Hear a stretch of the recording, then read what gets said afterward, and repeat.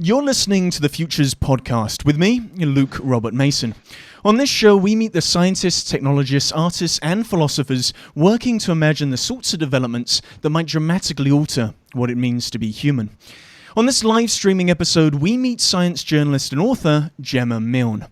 To give you an idea of how this is going to run, I'll interview Gemma for about 45 minutes, followed by an audience Q&A. To help this run smoothly, please type your questions into the YouTube live chat when instructed. This will ensure that I don't miss your question. You can tweet about the event on hashtag FuturesPodcasts and feel free to share the live stream link to this event.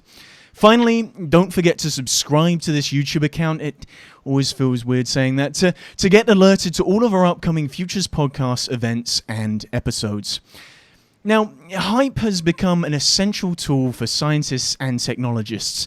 It's used to attract investors, gain the attention of the media, and drive support from the general public. But hype can also mislead, distract, and in some cases disrupt scientific progress. In her new book, Smoke and Mirrors, How Hype Obscures the Future and How to See Past It, Gemma Milne explores the impact that bold claims have on our perception of recent innovations, including artificial intelligence, quantum computing, brain-computer interfaces, cancer drugs, future foods, and fusion energy. But Gemma, I want to kick off by asking you this. What is hype? Is it an exaggeration to say that it's a form of marketing or a form of advertising, or is hype just straight up lying? Yeah, this is one of the questions that I actually, in some sense, was struggling to answer for quite some time when I first started working on the book. I interviewed about 60 people for the book, and I asked them all, what does hype mean to you? How would you define it? And almost every time you got this very emotional answer. Oh, it's this annoying thing that gets in the way of truth and da-da-da-da. And which was definitely sort of where I started. I wrote the book particularly from a place of frustration to begin with. But over time, I came to kind of think of hype as more of a tool. And the reason that I kind of got to there was because I did actually want to separate it from misinformation and disinformation, because there's obviously quite a lot out there already about it, and I wanted to focus on particular phenomenon. So the sort of anecdote I use, which is part of the reason why the book's called Smoke and Mirrors, is around fooling. So if you go to a magic show, you're being sort of consensually fooled. You're walking in and saying, "Fool me," or "I'm going to try and work it out, but it's okay for you to try." Non-consensual fooling is also called lying, which is where I would also put kind of fake news and deliberate disinformation or misinformation.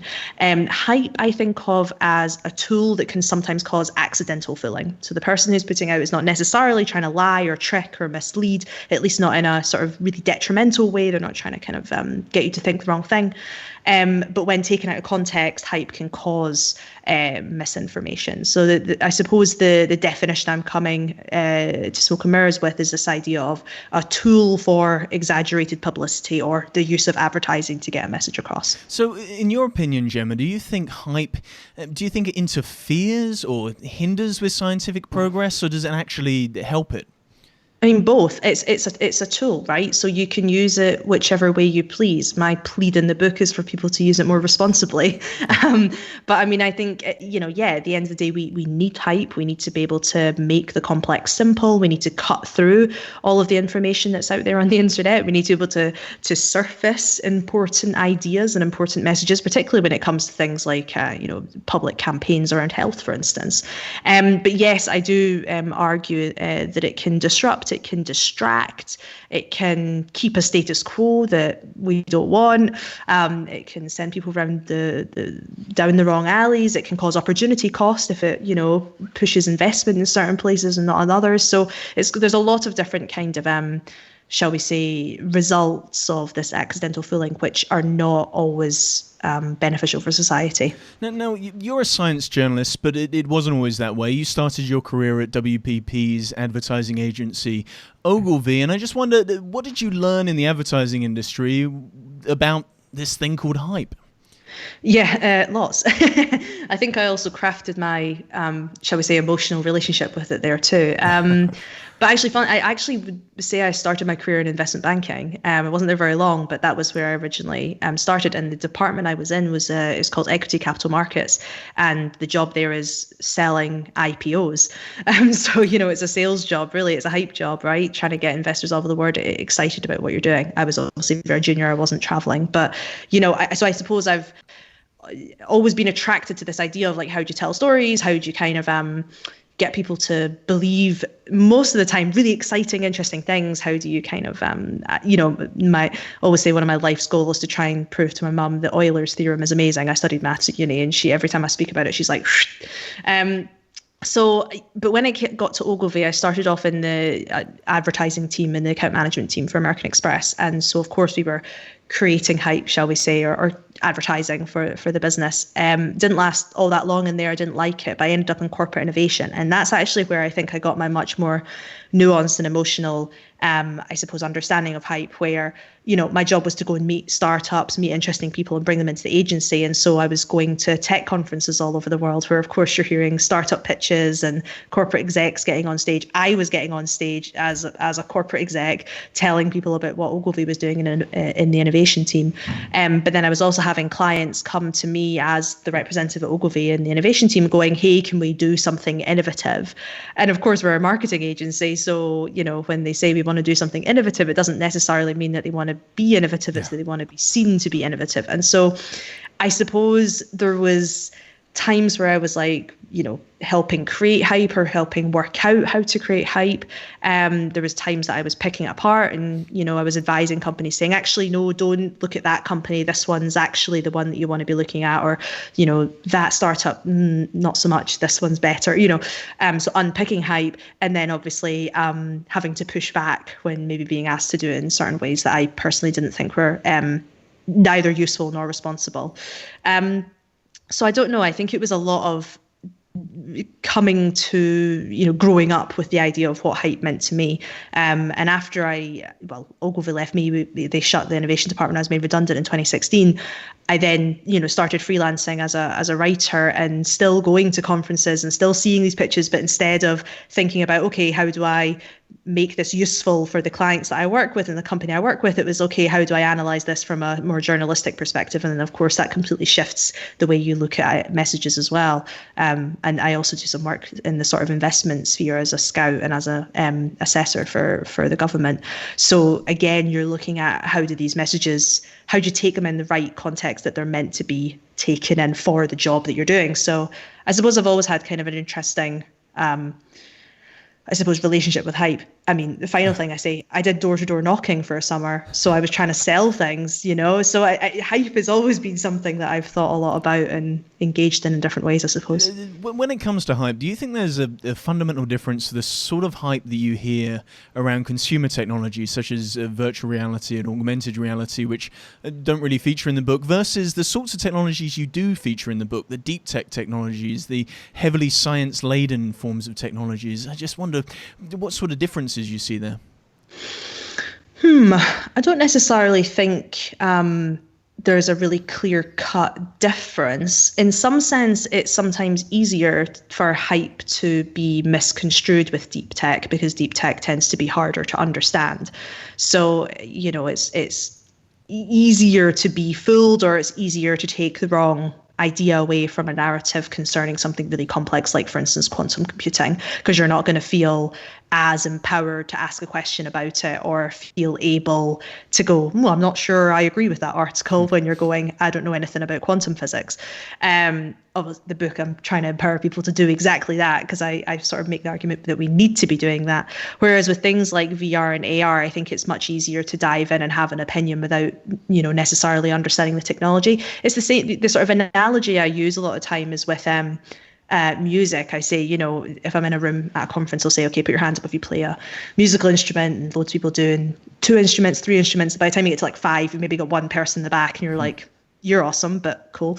And I say, okay, but how many people in the room have an opinion about the new Beyonce album? And, loads of people will put their hands up. And it's the same with technology. I think you don't need to understand the inner workings of how an engine works to have an opinion about pollution and petrol and usage of cars. So I that's kind of what I want to make the point at. And I deliberately focused on deep tech for that reason, that I think this is the tech that's kind of not being analysed by people outside of the expertise on it because of this complexity. Now, you focus on 9 different technologies in the book, and all of those technologies are deep tech examples.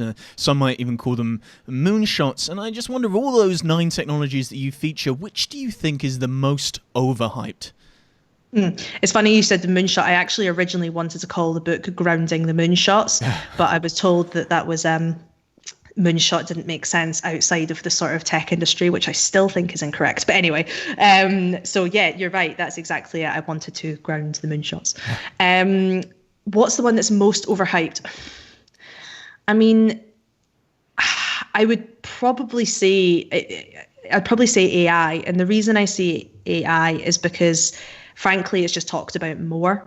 And there's a lot of really simplified narratives that get repeated over and over and over again. The one in the book that I focus on is robots are going to steal your jobs.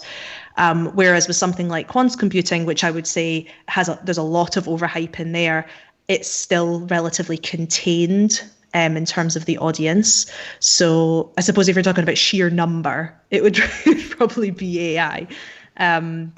But I suppose maybe in terms of the tech itself or the science itself, maybe even some forms of cancer therapeutics. I think immunotherapy is in some sense overhyped, or the way we talk about it is overhyped. I mean, the hard thing with overhyping things like cancer treatments, and in fact you focus on this idea of curing cancer and the hype that comes with new drugs that can cure cancer, is really the cost of that hype is a human cost. It gets people really excited in ways in which they think there's hope perhaps to save either themselves or their loved ones. There's real costs to hype.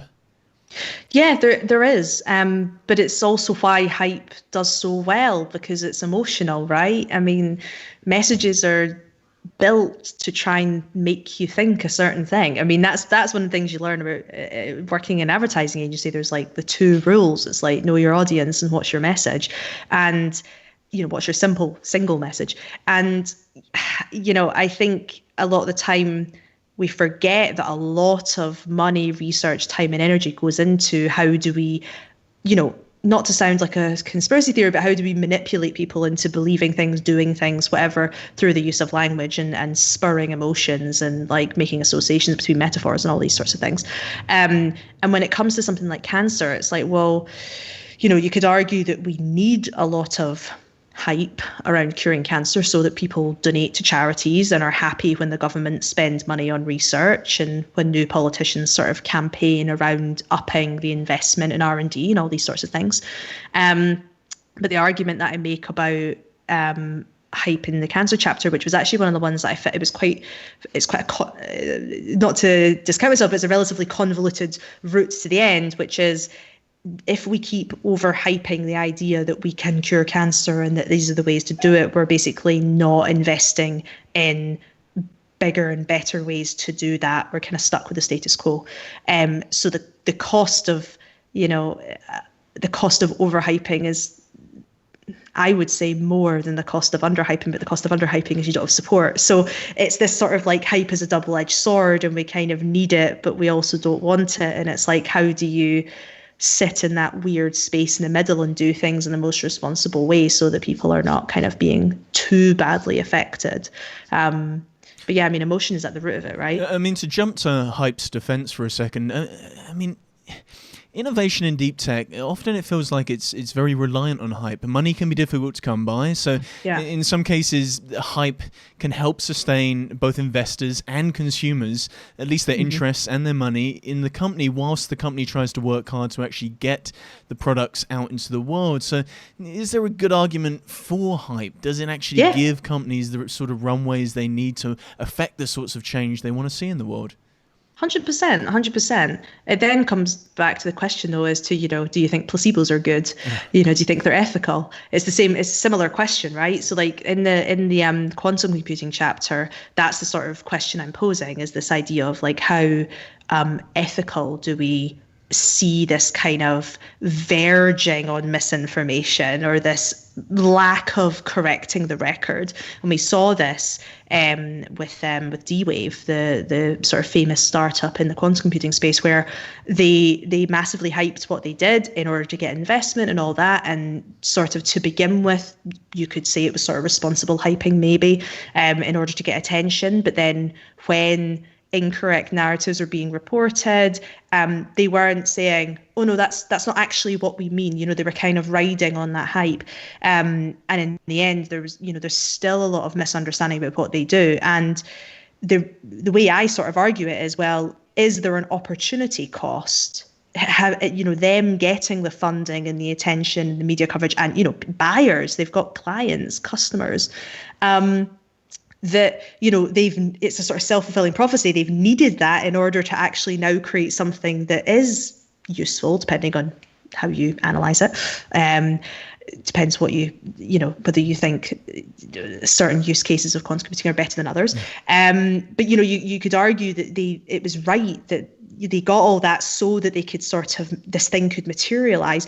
But then you could also argue that, well, the people who were investing, what else could they have put money in? Where else could attention have been? I mean, then you have the argument of, is it a zero-sum game? Maybe not. But I think these questions around hype being good or bad, I don't actually think is the central question, or at least it's not. It's maybe what I start with, but it's certainly not what I answer at the end, and it's not what I want to focus on in the book, because I actually think that if you focus on whether hype is good or bad, you kind of miss the deeper questions, which is, do we want to be investing in these kind of technologies? Do we think that this is a fair company? Do we think that the people in power are making the right decisions? Like these kind of deeper, harder to answer questions, but that kind of get caught up in hype around hype, not to be too meta, but I think that's why I wanted to present it more as placebo, because it opens up that kind of moral, ethical question around, what's good for society and what's worth doing to be good in the long term. Some people would argue that placebos are great. If someone's in pain and they want a pill that they think is a proper pill, but it's actually a sugar pill, makes them feel better, great. Like we should do that. Whereas others would say, no, the NHS shouldn't be lying to people. So, it comes back to your own personal, what you think is important and what you think society should be doing. The crazy thing about placebos is that placebos work, and in a funny sort of way, you have to look at. Well, so does hype. Well, so exactly, and you look at he features quite regularly in the book the hype meister himself, Elon Musk, because he's unique in the way in which he's been so successful in using hype to generate futures. I mean, Elon can make a proclamation and it opens the Overton window of what's possible, and you see that there's real world effects. So Elon can make an announcement about Tesla or batteries or space, and you see real world changes in his stock market valuation for the companies that he's hyping, that he's espousing, and those stock market valuation changes allow him then to have the materiality of money to then go ahead and generate the future that he wants. So in a funny sort of way, language has a direct relation to the future. In fact, language in that case can actually generate the future that he wants to see. So should we actually see hype as a useful tool that we should all learn as scientists and technologists and as futurists, all learn how to use correctly, because it can affect that real change? Depends on I wrote a book on hype and the power of nuance, so no answer is ever going to be straight with me, apologies. I think that the way Elon Musk goes about things is highly immoral, and I think that it depends on it depends on what you value, right? If you value Tesla and SpaceX and whatnot, and you think that they are universally good, then you could argue that it's warranted what he's doing. There's many things that Elon does that aren't good, treatment of workers being one of them. So I would argue that could that money, focus, expertise be better spent elsewhere? I mean, Elon's not the genius. The people in his companies are. There's other people that can do that stuff. So this idea of like the sole genius is, I think, highly problematic and hyped up in and of itself. So, and also it depends on what you mean by value. I mean, stock market value It's not the same as real world value. And yes, it means there's more money in the bank, but that doesn't necessarily translate into good product. There's many discussions about the real value of many of Elon Musk related products not being that great. So, so again, it comes back to, do you think that this is fair game? And everyone's going to have a different answer to that. But if we don't kind of open up those discussions, you end up you basically have to have a world where, if you assume that we're never going to be able to, teach everyone about this, right? If you start there and say everyone's going to get caught up in hype all the time, there's no point trying to change it. So should we manipulate the masses in order to create a good society, or should we invest in educating the masses and then more people can be part of the discussion? And it's kind of this on one side of a coin, you've got this two perfect worlds, one where there's perfect information and one where there's perfect trust and everyone acts in a moral way. Neither of those exists. So it's kind of, where do you sit in this sort of spectrum in between? I would like to sit closer towards perfect information as opposed to perfect trust, because I don't think humans are going to get there. We can't work towards that. We can work towards better information.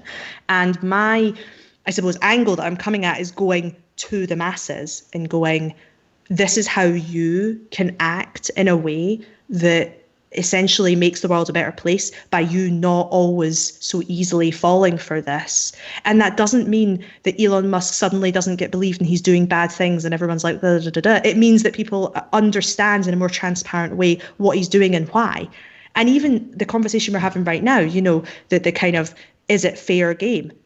Everyone should be able to be part of that discussion and decide whether they think it's fair game, as opposed to being part of the fooled. And that's kind of what I'm trying to do with the book. I want to say to people, sometimes you'll get fooled and sometimes that's okay, but you have a right to kind of be aware of it. And I really want to empower more people to feel able to sit in it and not feel helpless against it. Because I think a lot of people do feel helpless, and I don't think that's fair. So again, it comes back to what you think is, one person's utopia is another person's dystopia. And so it's kind of, it depends on what you think is worthy for society or not. Well, I don't want to labour the point, but the idea that language itself can literally speak the future into existence is what I'm trying to get at. And a good example of this is self-fulfilling prophecy. People can say certain things and that affects a certain way in which a society operates, and therefore that thing comes about because it becomes a vicious cycle. I think the most recent example would probably be toilet paper. I think the rush on toilet paper was really about, suddenly someone heard that maybe there was something wrong with the cardboard inside of the toilet roll, so they started to panic buy toilet roll. So people started to see that there was no toilet roll on the shelf, so they kept panic buying it, and it became a self-fulfilling prophecy. Suddenly there was no toilet roll. It became a reality within itself. I would challenge that, Luke. To some extent, yes. But actually, if you look at supply chains, it's a different story. The language actually it doesn't have as much of an impact as you think. So if you take it back and look at the system, which is what I always try and advocate for, if you look at the system as to how toilet paper gets into supermarkets, right? More people are at home a lot. So therefore, we need more toilet paper in the homes instead of in offices. So instead of where offices normally bulk buy from completely different suppliers, everybody's going to Sainsbury's or to Tesco. So the same volume of toilet roll is being used, but it's from different suppliers. So it's not just the case that people were bulk buying and there was none. It was that Sainsbury's doesn't normally account for so many people needing to buy toilet paper from those individual branches every single day. And so they had to completely change the supply chain to simply just get more in, to basically divert from more. So I agree with you. I agree with you, this idea that of course words matter. Like, look, the pen is mightier than the sword. Like, look at Hitler. Like, the words matter. Things happen because of words. Of course, I agree with you. But I do think that there's more to be said around words not necessarily always being useful, and that it's important that people understand these broader systems and then can take the words into context and make their own decision, as opposed to just trusting the words. And that's really what Smoke and Mirrors is about. I love how we've gone from quantum computing to toilet paper in the course of the first 30 minutes, and the reason I labour the point around self-fulfilling prophecy is because the examples of banks, certain banks collapsing, there's been historical examples of where there's been a rumor that perhaps a certain bank doesn't have the amount of liquidity that it needs, and that causes a physical run on the bank, and people queue up outside, they take their money out of the bank, and self-fulfilling prophecy being Northern self-fulfilling Rock. prophecy, the bank collapses anyway. It wouldn't have if that story hadn't happened in the first place. And to apply that to hype, it's very similar to the positivist movement in a similar sort of way. The idea that if you can dream something, that you can make it happen. And hype is it feels like at least a weird sibling of the positivist movement, whereby if you're able to drive enough interest towards something, you're able to realize it. This kind of very techno-optimist way of looking at the world, based purely on the fact that if you're able to rally the troops, then you're able to generate the external conditions to actually actualize that thing from the future into the present moment. And I just wonder that it's so wonderful that the book uses this term smoke and mirrors, because it feels like hype can almost be used as this magical material to generate the future in the present. Yeah. I mean, God, yeah. I mean, I suppose my pushback is like, wouldn't it be wonderful if, getting something amazing into the world wasn't a case of how good you are at talking about it, but rather how good you are at making it. And I suppose it comes, that's my pushback. It's like, I'm a good speaker, I'm a good writer, all that sort of thing. Should I get more say on the future versus someone who's a great engineer or a great doctor or a great lawyer who doesn't speak quite so well or doesn't write quite so well or isn't quite as compelling in the way they put their ideas across? I don't think that's fair. And I think that, or at least what I'm trying to argue in Smoke and Mirrors and what I believe is that, yes, if you want to get stuff in the world, you have to get people on board and all that sort of thing. But it shouldn't be enough in and of itself. And sometimes when hype goes wrong, it is. And that's where problems happen, because we rely too much on the so-called dreams, the narratives, the way things are spoke about, as opposed to the actuality and reality of the way that they're being brought into the world and the ethics around how they're being brought into the world. It's not enough to rely on narrative. So I suppose I agree with you that I think, I'm optimistic. I'm very optimistic. And I think that we need to be optimistic. We need to, talk about why things are amazing and talk about, these imagined futures and all that sort of stuff. I agree with you. But equally, if we don't have the people on the other end of that message, critically thinking around it, not assuming it's wrong, not immediately going, nah, you're wrong, rubbish, but going, that's interesting. You really tickled me there. I wonder about this and I wonder about that. And, I wonder if I can help you. Or, I wonder if there's any voting happening on this. Or I wonder what's happening with the money. And, God, I've seen something problematic, but I still really believe in this idea. I think it's great. So now that I've spotted something, what can we do to try and make it better? So it's not about trying to halt people. It's coming from an optimistic place. I think that if people were more conscious of hype and were able to contextualize it, more people would be able to get involved. And I hope that would mean that things would be better, that we'd actually be able to weed out the stuff that's not worth doing for society and stuff that is. So I agree with you. I just don't think it's enough. Words aren't enough. They're powerful, but they're not enough.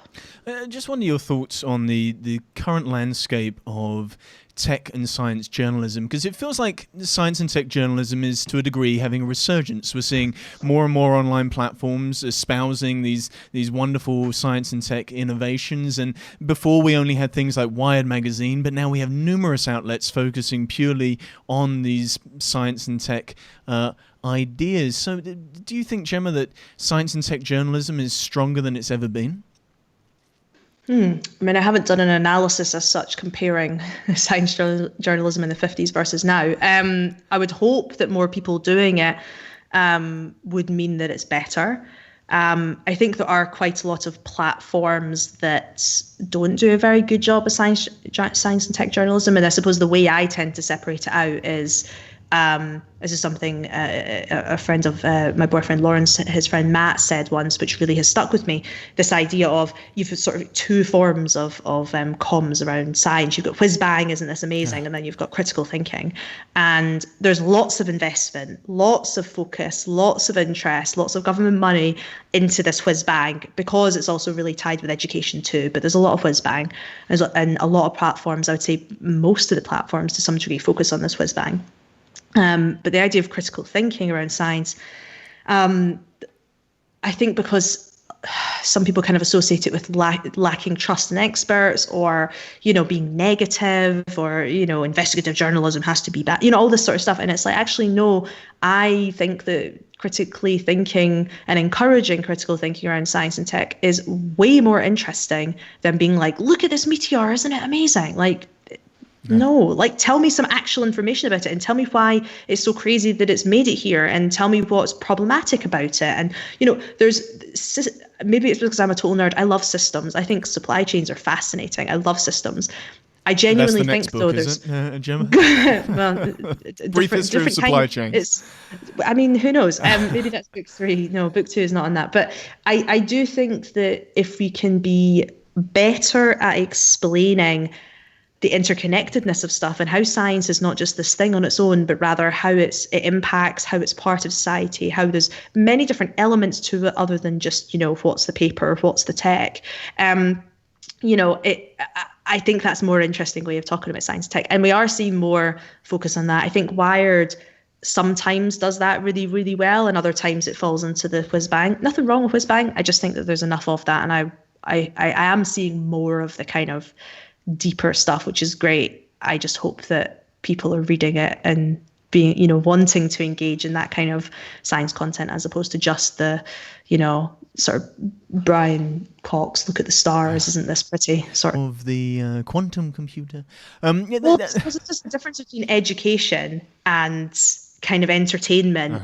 And then I think what I think is interesting is sort of something in the middle, but realistically what you're actually trying to do is turn it to the audience and go, well, what do you think? I've given you enough information to kind of, plant some seeds, give you the sort of foundations of this area, so that you can not only understand the tech, but you can now understand what are these weird, awkward, open questions that nobody knows how to answer, and I can engage in them. Isn't that exciting? That's way more exciting than being told how the Doppler effect works, I'd rather want to know, like, what are mathematicians arguing about right now? Way more exciting. I just wondered, Gemma, your responsibility as a journalist, because sometimes it feels like science and tech journalists, they can really make or break an idea. And I used to work closely with the team at Futurism.com, and I used to joke with Futurism.com that every time they would write something about blockchain, you would see the impact on the price of Ether on Coinbase. They had such a massive reach amongst blockchain bros on platforms like Facebook that the memes and the media that they would put out would actually impact the price of this stuff in the real world. And I just wonder, as a science and tech journalist, do you feel sometimes responsible for other people's innovations?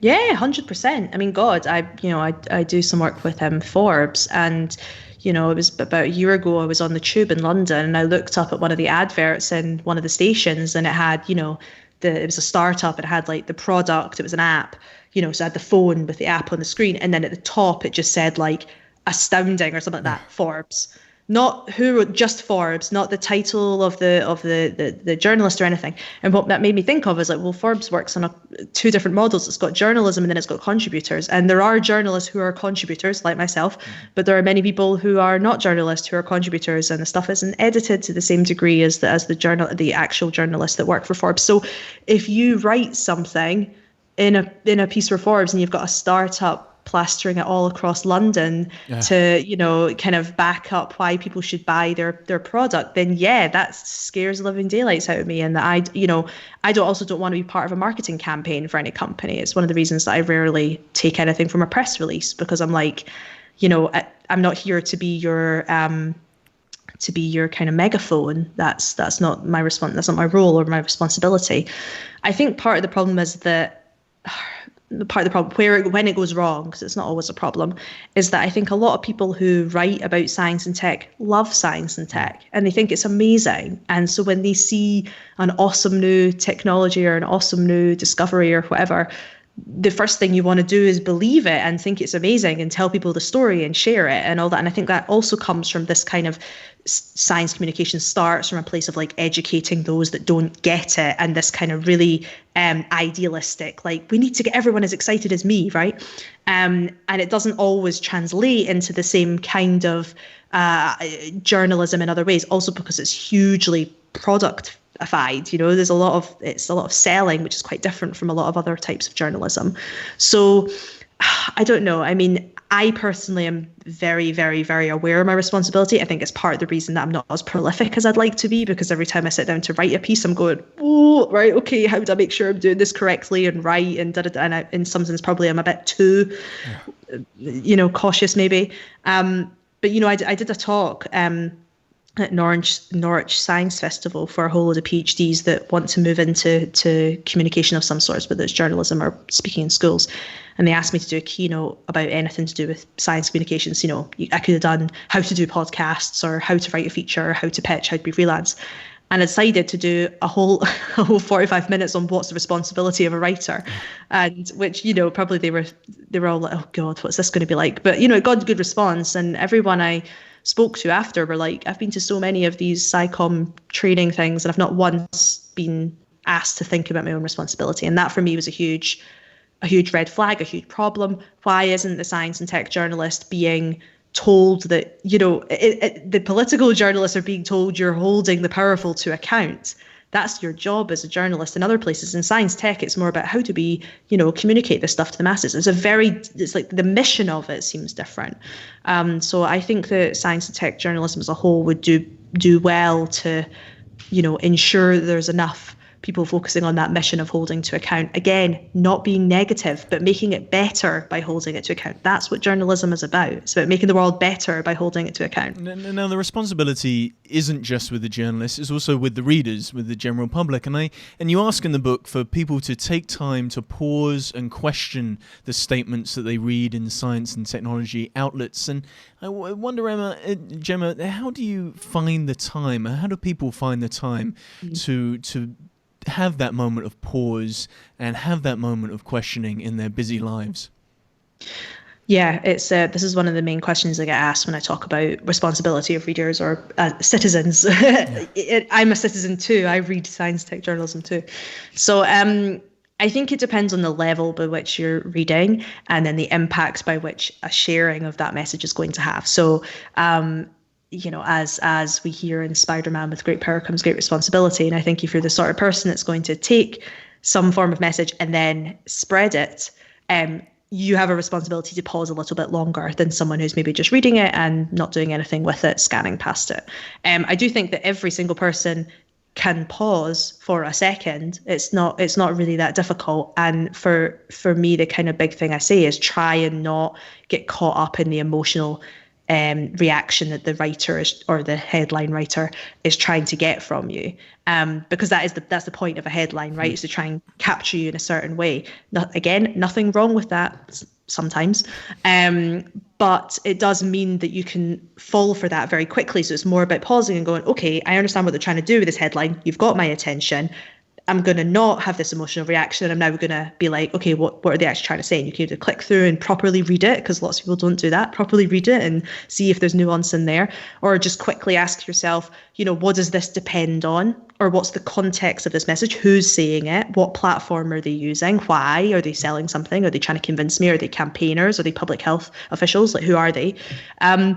And, that doesn't take very long. That's like a second in your head. You don't have to go and do tons of research, but it would have a huge impact on stopping retweets of things that shouldn't necessarily be retweeted, or the sort of decontextualization, if that's a word, of messages that shouldn't be contextualized in that way. So I suppose that's kind of what I mean by pause. I don't mean go and sit in a library and take out 20 books on fusion energy every time you see a headline about it. Unless you want to, go for it. Great. But no, just more kind of be aware of the role that we're aware of what adverts do. Why are we not aware so much of hype, or of narratives, or of, things that are lacking in nuance? we're very aware of when a company puts like a beautiful woman on a car and puts it at the front of the advert, you go, well, I see what they're trying to do here. It's the same sort of thing with a headline.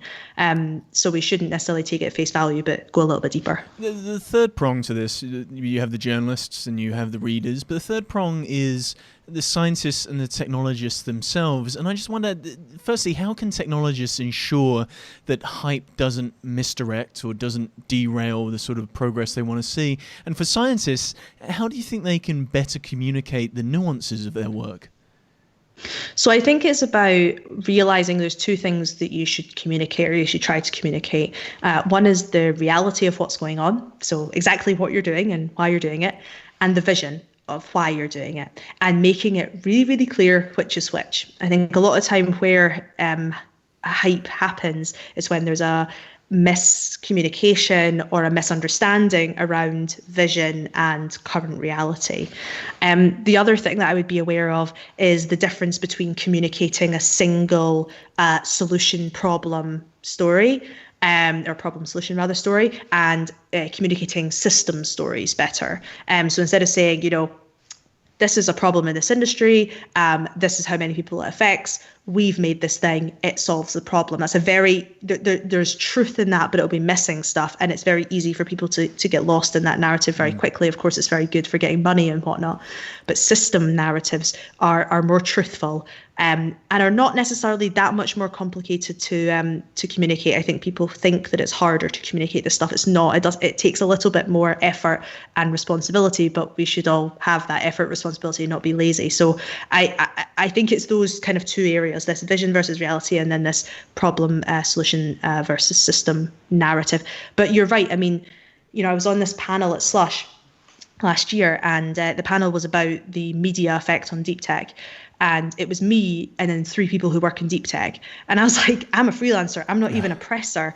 And I'm the only representative of the media and I was moderating, so I wasn't necessarily giving my opinion about the media's role in deep tech. And I said at one point, I was like, it's your guys' responsibility too. It's not just me. You're the ones writing the press releases, or your marketing department are, and sending it to me. If there's something incorrect or hyped up or over exaggerated in there, that's your responsibility too. Yes, a journalist should be checking it, but they might not. And it falls back to you to for giving something false. There's also a thing around, and this is a harder thing to convince startups to do when they're trying to make money and all that sort of thing. But I always sort of push back and go, why are you even trying to get this message out? Is it because you need the money or you need to make hires or all that? Or do you want fame? Because fame is not a fair enough answer to putting hype out. Just because I want a profile in Wired. Why? Because it's going to make you look good, or because it's useful for your business? Those are different things. So I think there's questions to be asked around, whether it's a scientist or a business or whoever, around what messages are you putting out? What's the reason you're putting them out?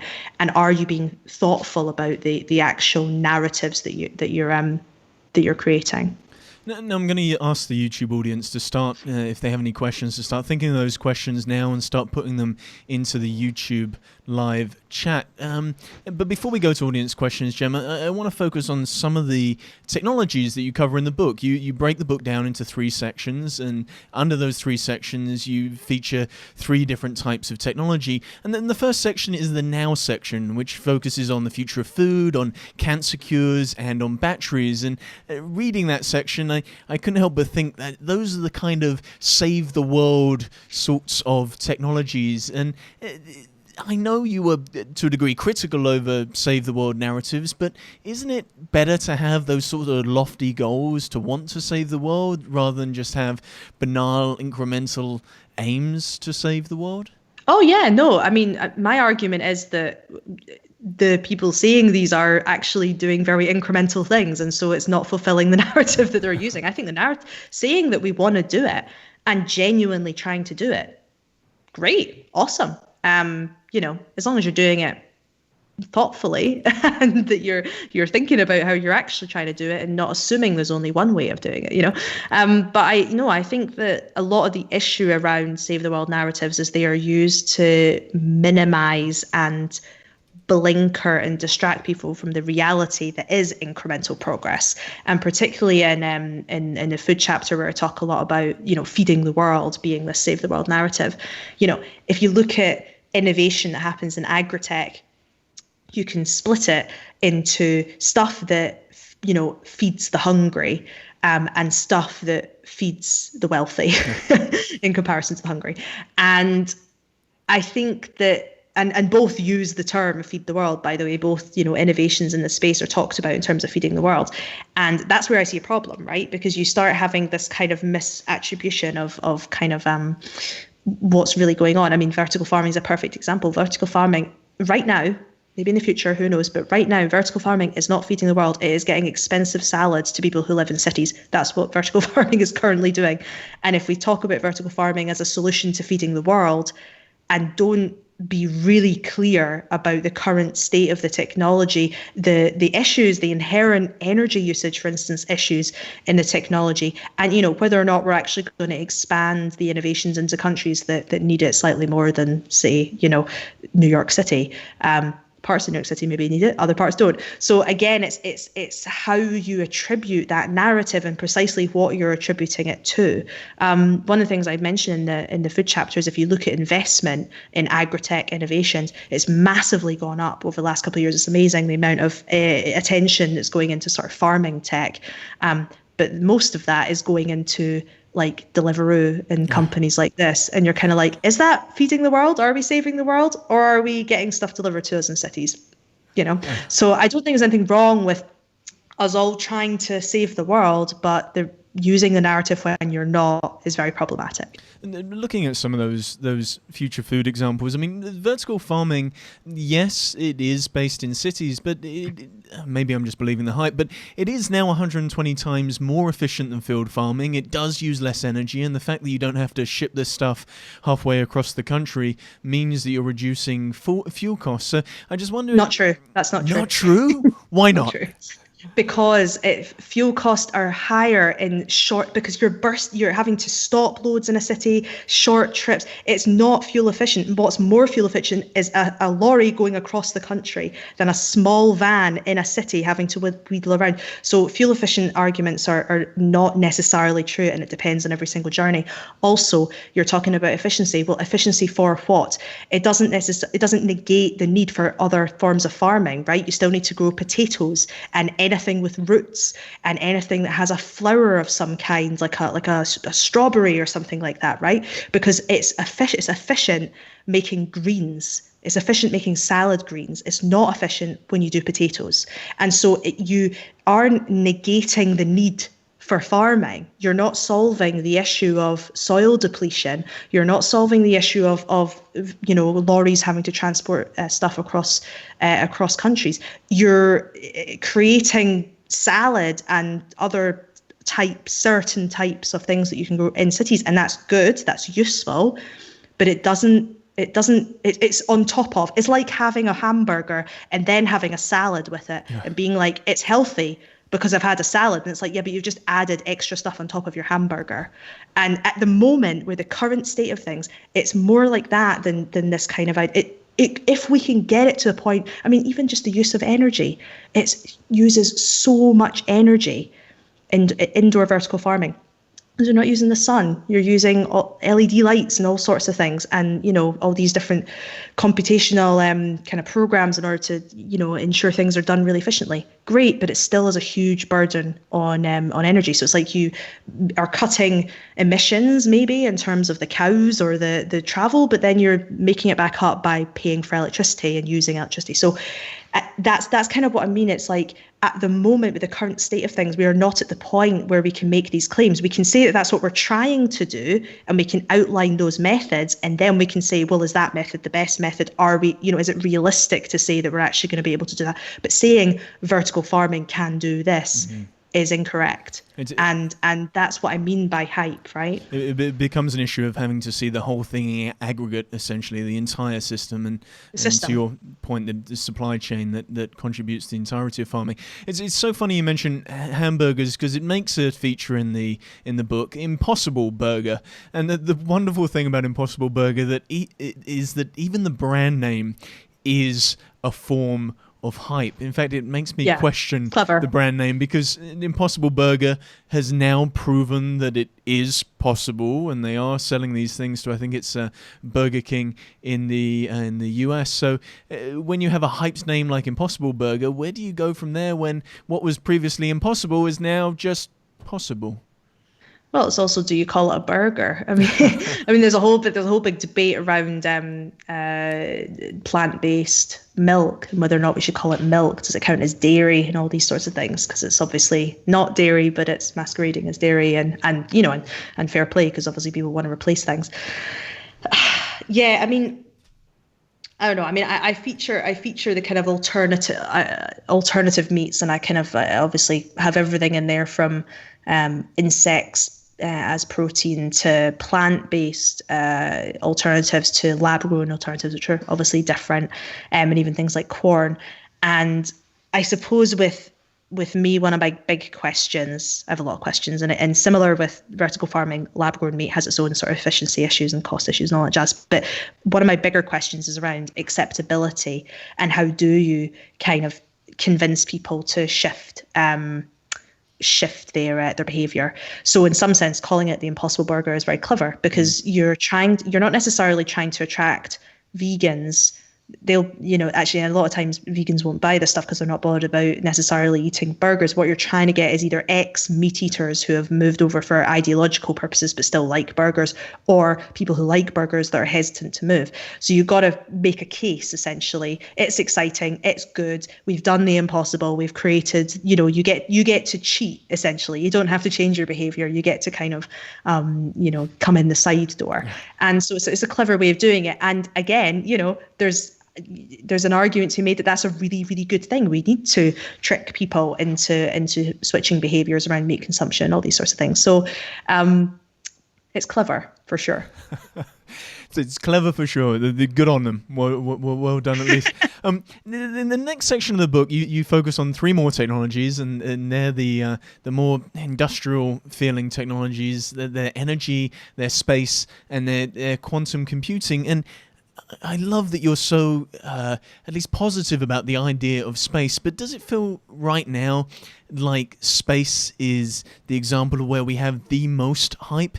Because it feels like most space startups are just complete and utter bollocks, for want of a better word. I mean, I remember going to some of these space startup fairs down in San Jose and in San Francisco, and you'd walk around the conference floor and you'd have these small space startups in their booth exhibiting a poster and exhibiting a PowerPoint, and you'd go up and you'd see these designs for these beautiful space labs, and you'd ask them, wow, this is incredible, how are you going to get the funding, and when are you going to build it? And they'd turn around to you and go, oh no, we're not going to build it, we just have the intellectual property for it, and we have a patent on this small thing within this space ecosystem, and what we're hoping is that either SpaceX or NASA are just going to purchase us within the next 10 years, and that's the way we're going to make our return on investment. And you think, well, that's crazy. How can you get away with just stagnating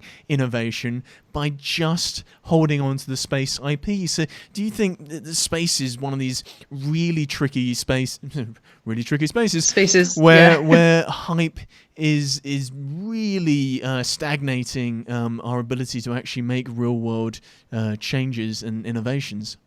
Well, it's interesting that you opened the question with, I think it's good that you've got a lot of excitement and optimism. I mean, I titled the chapter, what was it? Breaking or seeing through the rose-tinted glasses, or whatever it was.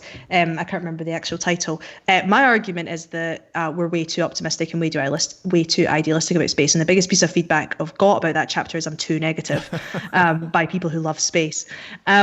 No, seeing through the rose-tinted glasses, seeing through the space-based rose-tinted glasses. That's the argument I'm making in that chapter.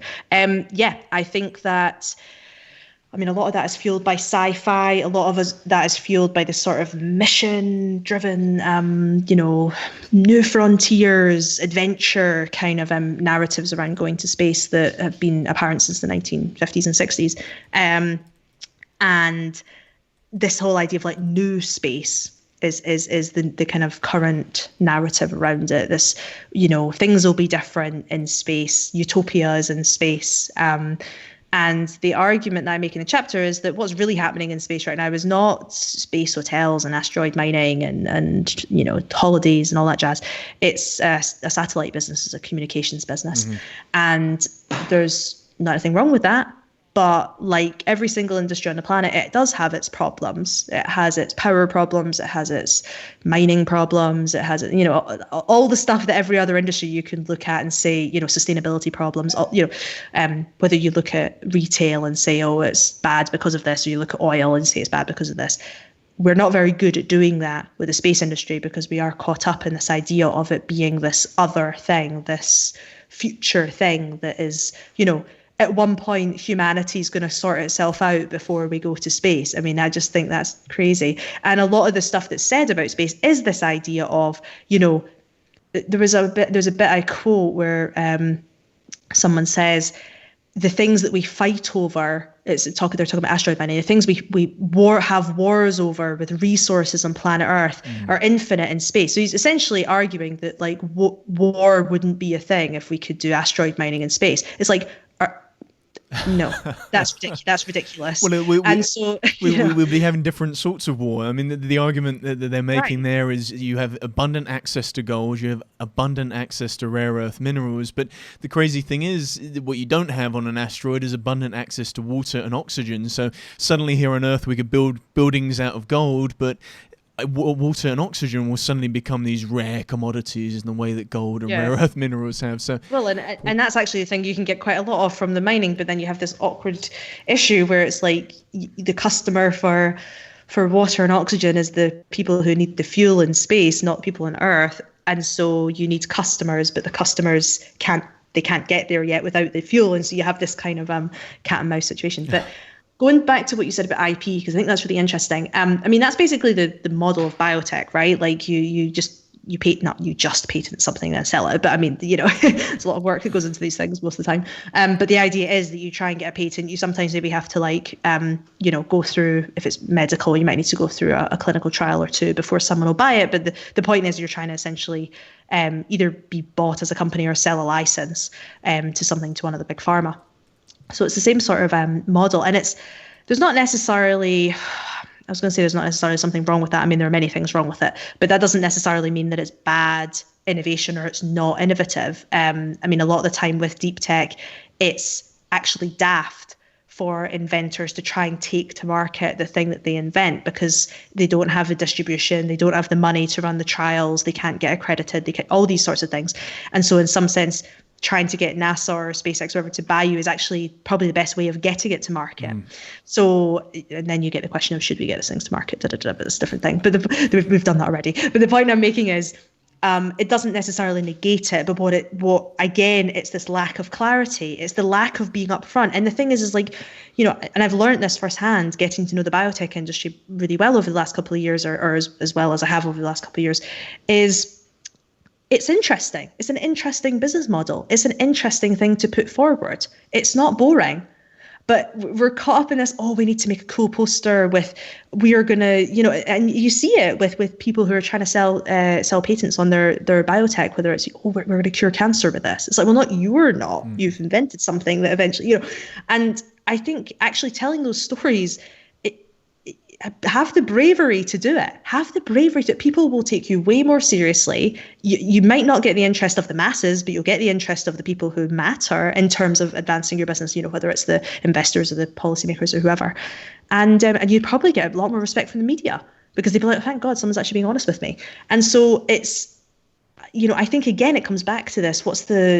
How do you tell the system story? And the system of like business model and IP, again, might just be because I'm a system nerd, is fascinating. And it's interesting to be like, so you've decided to do that, then you're going to do this, you've made this platform.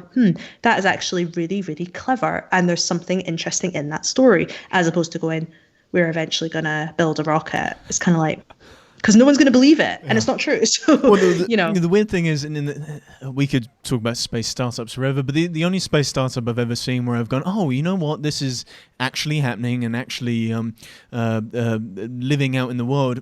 There's two, actually. One is Made in Space, who managed finally to get a 3D printer onto the International Space Station, and another was just a very banal company that was sending CubeSats up into space, but they were sending these CubeSats with small little containers, 10 by 10 containers, and there were 10 of these slots that they could put in this CubeSat, and what they were filling the containers with were ashes of your dead relatives, so they could take your ashes, place it into this CubeSat. They were charging about $2,000 for that, and there were 1,000 of these small little containers that you could put your ashes into. So they were making, close to $200,000 just on collecting the ashes and putting it into the CubeSat, and it only cost them about $20,000 to send it into space, thanks to the Russians. So it was the only time I've ever actually seen a real space business, a business that actually makes money right now today from space. No, but see, that's the thing. That's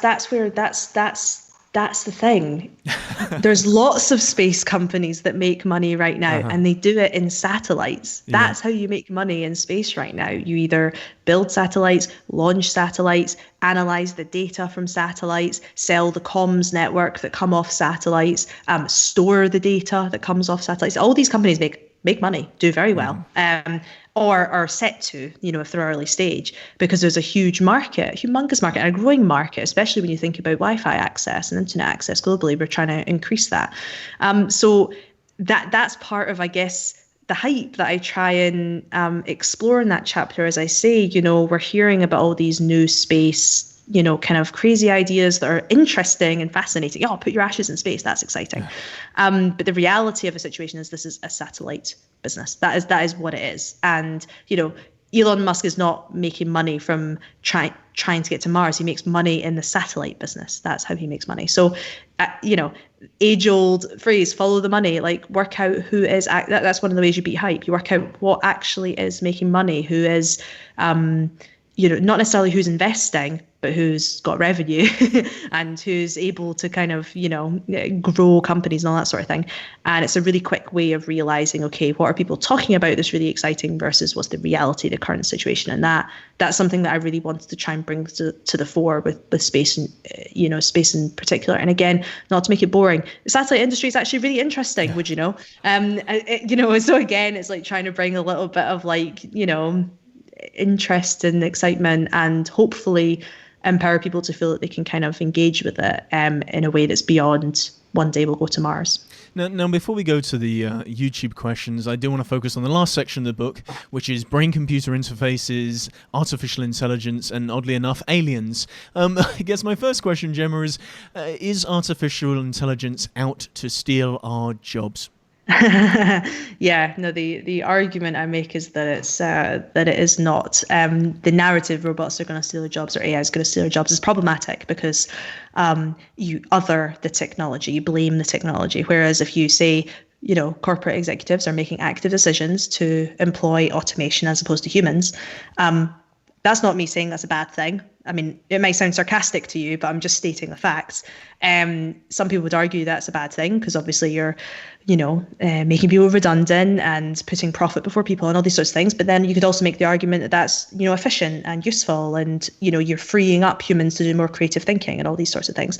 But the problem is if you use robots are going to steal their job or AI is going to steal your job as the narrative, you end up talking about rights of robots, when's the singularity going to happen, what is creativity, things that are very kind of philosophical, very in nature, which are fun, interesting conversations to be had, but then you're not having conversations about universal basic income, reskilling of people, power of corporates. Should people be able to make decisions like this? Should we tax? Should we have an innovation tax? I mean, this is an interesting thing. This whole idea of, I think it was Bill Gates said we should tax robots if we do automation, which sounds like a compelling thing. Tax robots. Yeah, let's not tax people. But when you again reframe it and say we should tax innovative companies who have employed automation really efficiently and quickly, we should essentially fine them for that. of course, that sounds like a really bad thing. So, if you're on sort of my side of the kind of, not that I'm on side, but if you're on the side of the employee, I would argue you should say tax robots, but then never say robots are stealing jobs, because you essentially nudge people towards your worldview.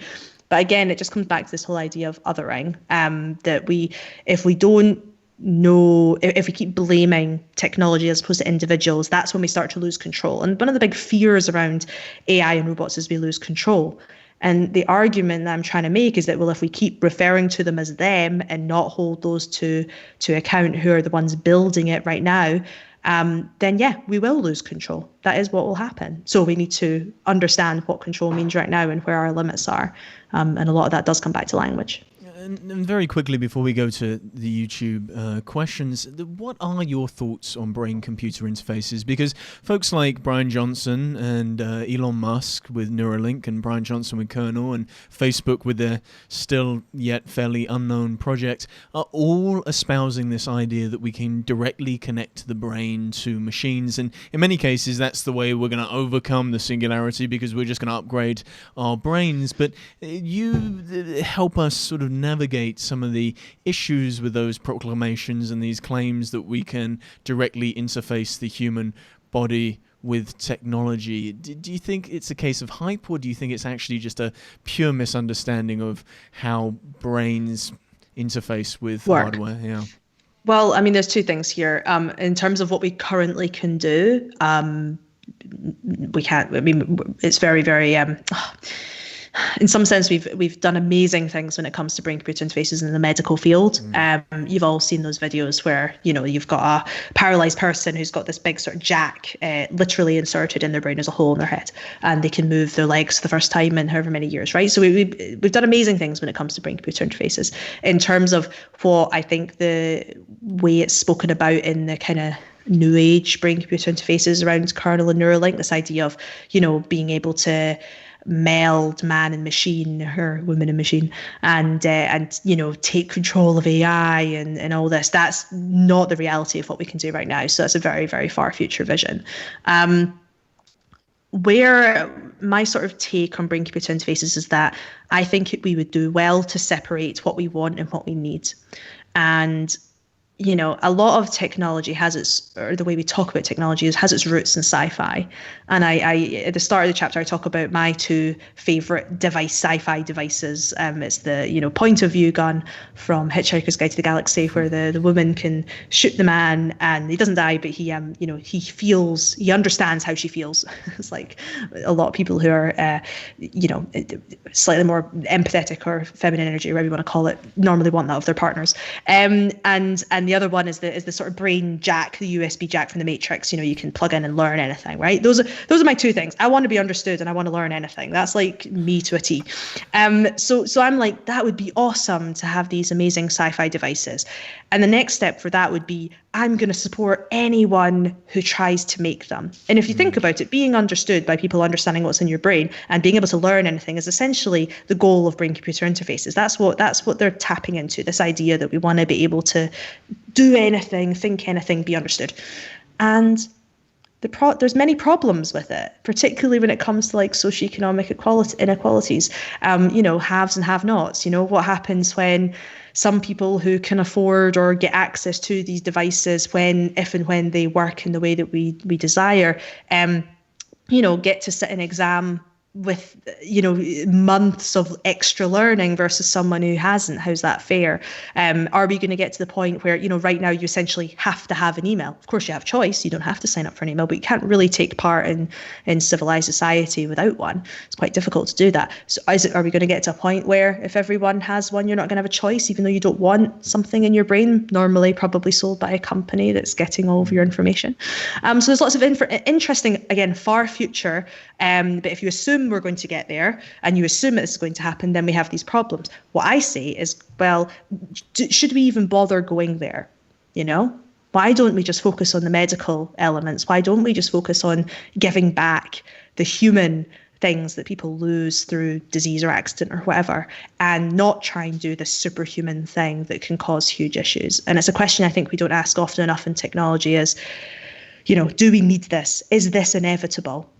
and as an assumption that technology is inevitable, I think can be quite problematic at times. So I mean, and not to argue for brain-computer interface, but there is a degree of argument to be had to say, look, at least exploring some of these things allows us to incrementally learn more and more about the human body and the human brain. A friend of mine, Nigel Ackland, a amputee, looks at what's going on with the brain jack and says, look, it's wonderful that they're enabling this person to move their arms, the paralyzed person to move their arms, but the reality of the fact is this person went through a traumatic injury to become paralyzed, and now you're arguing that we should start drilling holes in their head. It just doesn't make sense that these individuals should then become the fodder for science and technology innovation. And in many ways, the BCI chapter reminded me a lot around prosthetics and prosthetic envy, and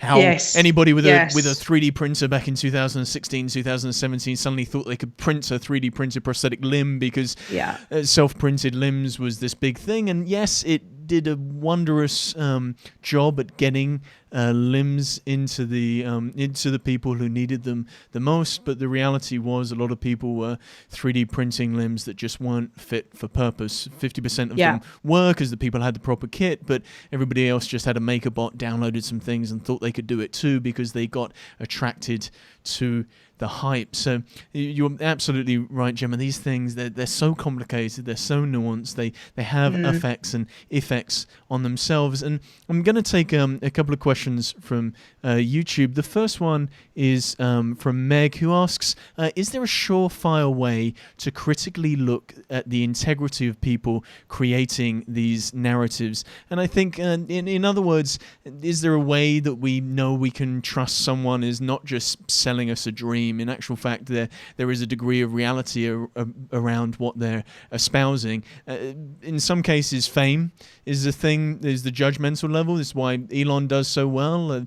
Ideas are talked about for years and years and years, but until someone who is either famous or rich enough to actualize that thing says it, does it become a reality? So how do we measure integrity to understand as to whether this person is being honest with us or just selling us a dream? That's a great question. It's actually something I'm thinking a lot about at the moment, in terms of like pseudo measures for expertise that the internet has kind of created. So, they have lots of followers and a blue tick. They must be trustworthy. I have a blue tick. But Gemma, we both have blue ticks, so we are very trustworthy. That's what I mean. And it's like, Forbes 30 under 30 is pseudo measurement. There's many people on there I've seen over the years. I'm like, really? I've partied with some of those people. I would not trust them. Well, no, some of them are great. Some of them are awesome. Some of them are, but some of them are not. And so it's, I suppose what I'm trying to say is I think there's a lot of ways that we try to measure people and try and measure whether it's integrity or success or whatever. And we need to do them because it's very, very difficult to make sense of really complex systems. And it's difficult to try and, as you say, Meg, sort of assess the integrity. But we have to come back to this idea that when we try and find a simple answer to a question, is this person trustworthy? Where we can so easily come up with the wrong answer if we try and find a simple way of answering that question. The reality is it's complex.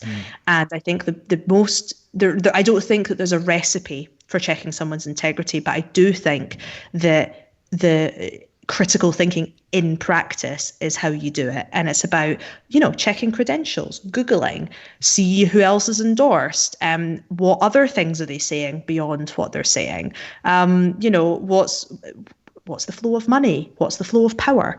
Again, it's not assuming that everyone is a bad person or that everything's a conspiracy or that nobody's trustworthy. But I do think we have a responsibility to not just believe what we read, whether that's this person won Forbes 30 under 30, therefore they're successful. It's like, well, no, anyone can apply for Forbes 30 under 30, you know that, and anyone can put an application in and anyone can read the application and all these sorts of things. So, that's not necessarily the best way of measuring. It's a good sifting mechanism. It's not the only measure. So I think it's this idea of, is there a way of determining integrity? I would say yes. It's called critical thinking, but also no, because it's not a framework. The other thing I want to quickly say is I'm not advocating for everyone to not trust experts. Yeah. This is where you get climate denying and anti-vaxxers, right? So I think that where there's a problem or a difficult thing to do in science and tech is how do you ensure that it's trustworthy without asking people to blindly trust you? And I think it's about encouraging critical thinking. I mentioned earlier, and I alluded to book 2, which is going to be all about science fraud. And my argument in that is that we need to be more open about science fraud, because in reality, it's there, it exists, it's quite a big thing, it's a bigger problem than most people say. And when you tell people, oh, this fraud has happened, and have not been primed to know that that's the reality of science, then you can immediately lose trust in someone like that. It's much better to be more open and more complex and show the nuance, show that it's difficult to basically talk about these things. That gains trust. And it's the same with expertise. It's the same with trying to work out integrity of people. It's like sitting in the uncertainty and going, well, they've done this thing, but they've not done this thing. And and also, sitting back and going, well, what do I think? Mm-hmm. And finding other sources and comparing. So I'm sorry, that's an annoying answer, but it's the truth. The danger it comes sometimes with the weird middleman of the PR agency. A lot of people who can look like they have a lot of integrity and can find themselves on some incredible stages and publish incredible things, but in actual fact there's a lot of engineering that happens below them or underneath them, whether it's how they're and whether it's how they dress or how they speak or even the things that they say. Sometimes they're not always the agency of that individual. We have another question from YouTube, this time from Cyber Salon. I'm assuming it's Ava Pascoe, who asks, is hype just the socializing of a new idea? In other words, is hype really, really useful for getting the general public and people used to and comfortable with a new concept? It can be, yes. I think it's a tool for that. I mean, you see that. I was at, I can't remember which of I've done a few of these events for the book launch, and someone asked at one that I was at recently, it said that hype's a really good tool for a VC to be able to work out demand and work out market and all this sort of thing. Yeah, I think it can be. Again, it comes back to how do you do it in a responsible way, and how do people who are on the other end of it effectively assess it to work out if they're believing it because it's founded on reality or whether they're believing it based purely on narrative. And I think that's where we have to be careful around hype. Yes, we can use it to gather attention, but it's kind of like, this probably sounds like a very negative thing to say, but it's kind of like cheating. It's like saying, I've got this really exciting thing.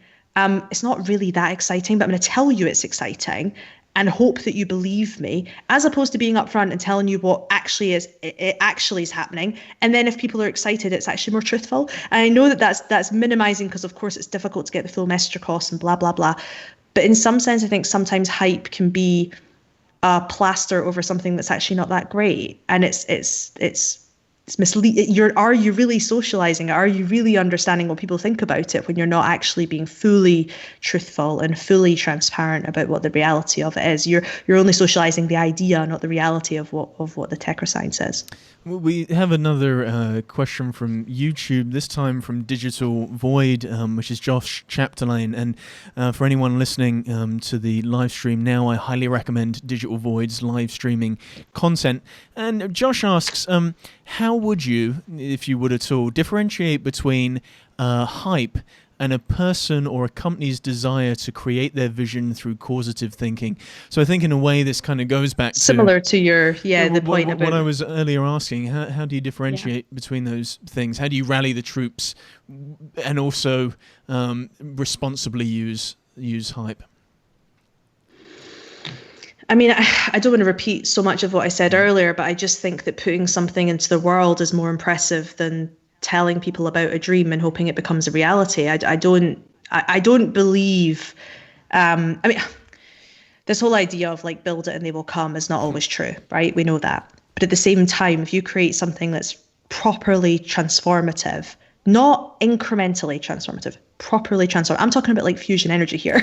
I'm not talking about an app, right? I suppose I kind of refuse to believe that nobody's going to pay attention at all, right? And especially if you then try with the proof that you have. And I understand that sometimes it's difficult to get to that proof without having the buy-in, right? It's difficult to get funding, it's difficult to get attention, all that sort of stuff. But I think it's more impressive to find ways around it, find ways of proving it, find ways of getting people's attention and trust that isn't almost lying. It's, I think I suppose that's where I come back to this whole thing of it's a tool, right? You can use the tool in a way that you can advertise and talk about. I'm not against advertising. I put Facebook ads up to try and get people to pre-order my book, right? You need advertising.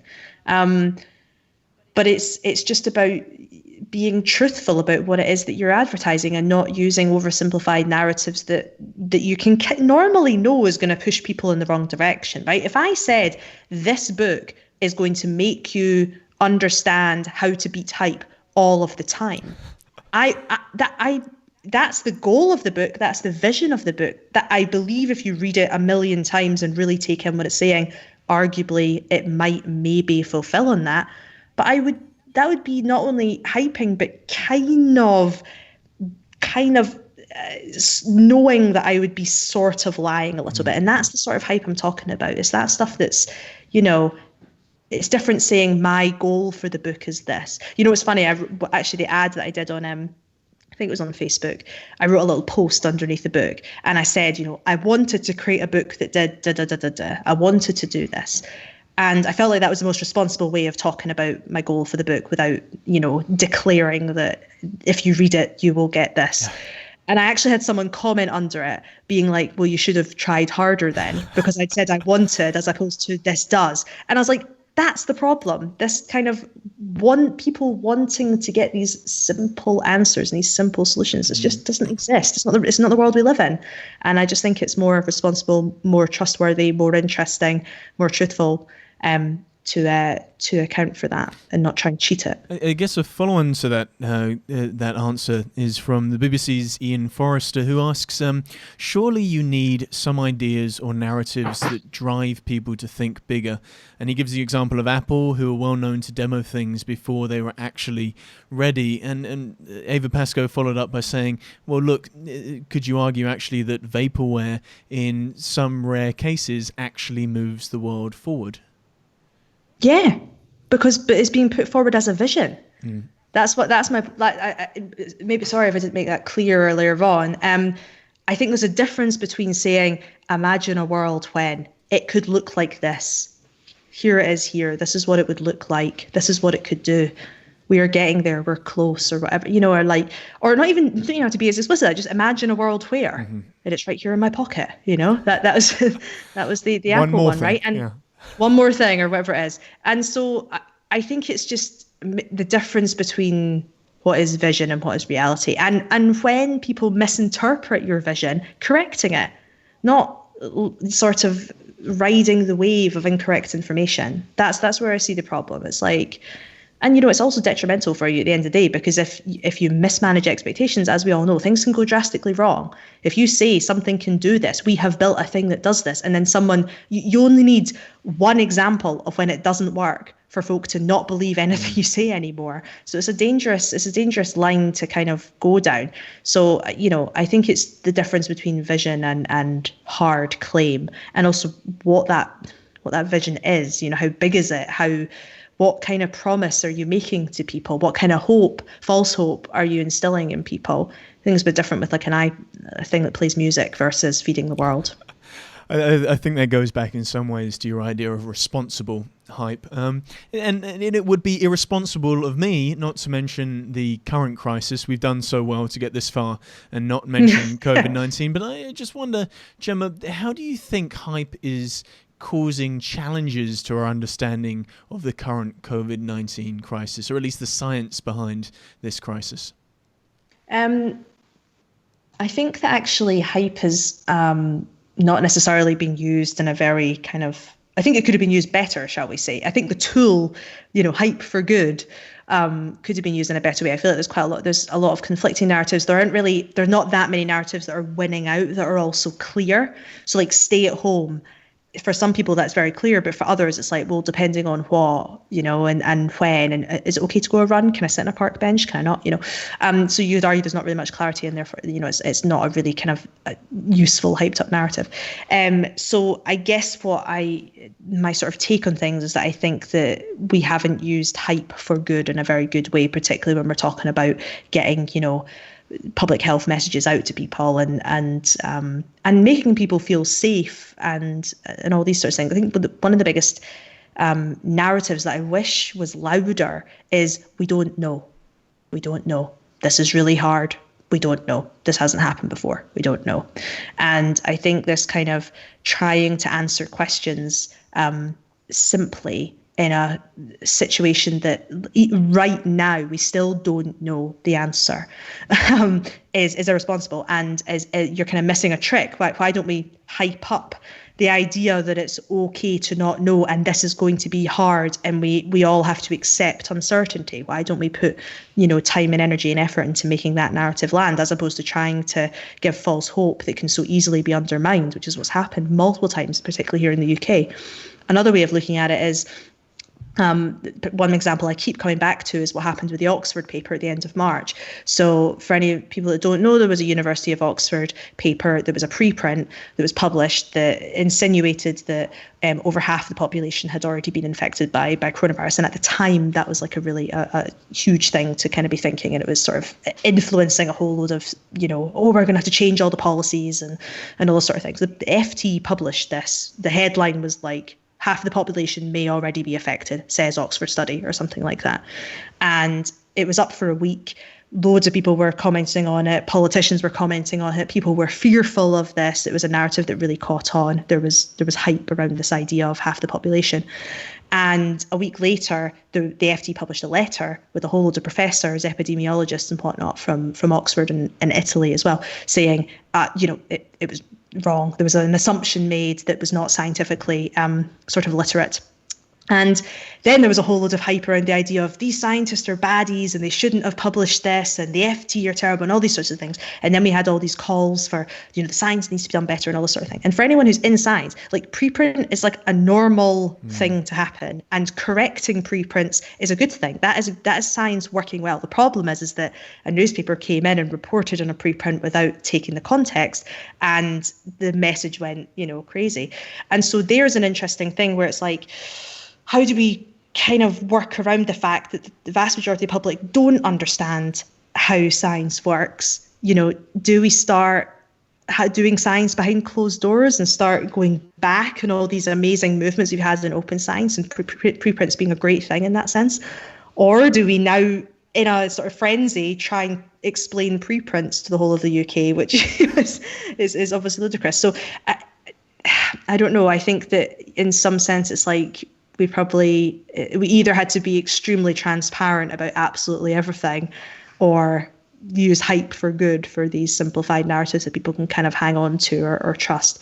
So I don't necessarily think there's been misinformation and hype around misinformation. I mean, God, look at all the 5G stuff. But I don't actually think there's been some really useful, interesting, hyped up narratives that have been helpful in terms of, there's been good, lots of people are staying at home. But, it's still confusing. I just wondered, in that case, how do we keep people who use hype accountable? And Ava Pascoe in the comments goes one step further and says, do we need someone censoring hype? Do we need trusted experts to decide what gets airtime? And I guess we're kind of seeing that right now with YouTube being very selective over how it's algorithmically taking down COVID-19 content that doesn't agree with the World Health Organization. So can we actually build that accountability in so that hype no longer becomes an issue in the future? My solution to hype is that everybody thinks their way around it. Hype only has power in its illusion. And if more people started from a mindset of critical thinking, hype wouldn't have its power. It would still be useful because it would still gather attention, and then people would look at it in a nuanced manner. But I've thought a lot about this, like how, could you, is it the same as like advertising laws? Could you complain to the ASA and all these sorts of things? And you can do that with hype sometimes, because you can argue that it's misinformation in some instances. But it's not an easy thing to regulate against. And also, it is just sometimes being really loud. And it's also sometimes messages that are true but are out of context and all these things. So maybe this is the idealist in me coming out, which does exist, is that I think the best way to try and not solve, because hype is always going to be there, but to try and make the situation better is for individuals to change the way they think about messaging and hype, and just knowing that hype is a thing and being more aware of it. And that is the goal of the book, is to try and be like, you have the power. And the power of hype is in its illusion and the spread of its illusion, and that only happens if lots of people retweet. So it's like, if you don't retweet, or you think about retweeting, or you comment above the retweet or something, that's when you start kind of creating that nuance and having that spread. Again, idealistic, we can't obviously get absolutely everyone to do that, but I do think with more people doing it, maybe there's a sort of logarithmic, you don't need that many people to doing it to kind of curb it.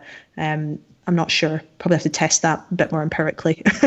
So on that note, it feels like we all have a responsibility here. And I want to thank our audience online for joining us for the Futures Podcast live stream event.